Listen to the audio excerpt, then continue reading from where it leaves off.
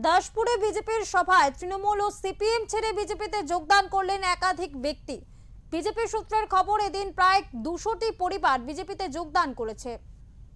সামনেই বিধানসভা নির্বাচন, তার আগে নিজের আসন পাকা করতে লড়াইয়ের ময়দানে 1 ইঞ্চি জমি ছাড়তে নারাজ শাসক থেকে বিরোধী দলগুলি।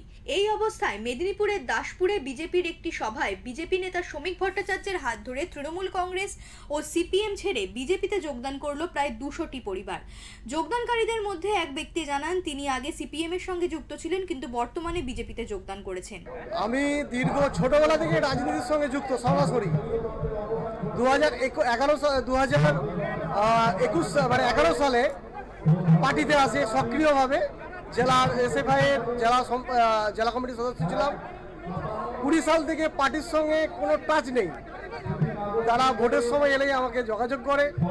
আজকে দেখলাম যে কয়েকদিন যাবৎ পশ্চিমবঙ্গের যা হাল হকিকত, এখানে সিপিএম কোনো মতেই সম্ভব নয় পরিবর্তন আনার।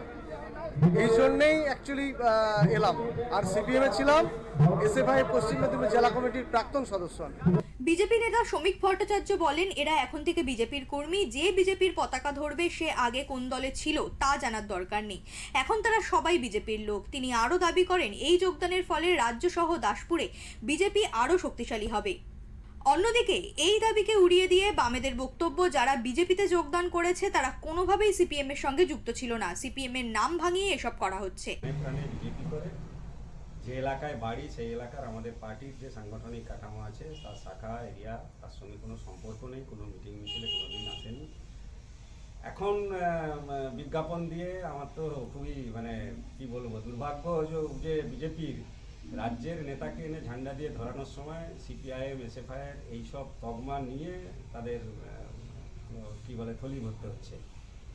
দাসপুরে সহ গোটা পশ্চিমবাংলাতেই বিজেপির যা হাল, তাতে এটাই বোঝা যাচ্ছে যে বামপন্থী আন্দোলনের নেতা কর্মী তাদের বিষয় সম্পর্কে মানুষের মধ্যে যে ধারণা, সেই ধারণাকে পুঁজি করে নিয়ে সেই 16 সালে থেকে পার্টির সঙ্গে সম্পর্ক না থাকা, কোনো একটা দিন কলেজে এসএফআই করতো, তার কারণে জেলা স্তরে যোগাযোগ ছিল, তার নাম ভাঙিয়ে আজকে নির্বাচনী পাককালে এই ধরনের প্রচারকে সামনে আনতে হচ্ছে। নির্বাচনের আগে মসনদ দখলের এই লড়াইয়ে কে জয় পায়, জনগণ পরিবর্তন না প্রত্যাবর্তন চায়, সেদিকেই এখন নজর রাজ্যবাসী থেকে শুরু করে রাজনৈতিক মহলের। পশ্চিম মেদিনীপুর থেকে শান্তনু পানের রিপোর্ট, ওঙ্কার বাংলা।